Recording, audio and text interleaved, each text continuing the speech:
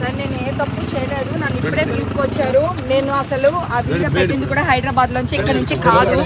Okay, వాళ్ళు చూడండి ఎలా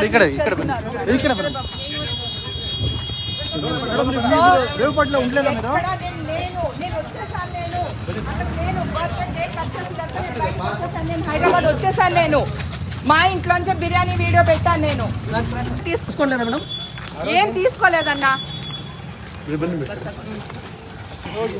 ಸ್ವಲ್ಪ ಕ್ಲೋಸ್ ಮಾಡಿ ಸ್ವಲ್ಪ ಸರ್ ಪ್ಲೀಸ್ ಕ್ಲೋಸ್ ಮಾಡಿ.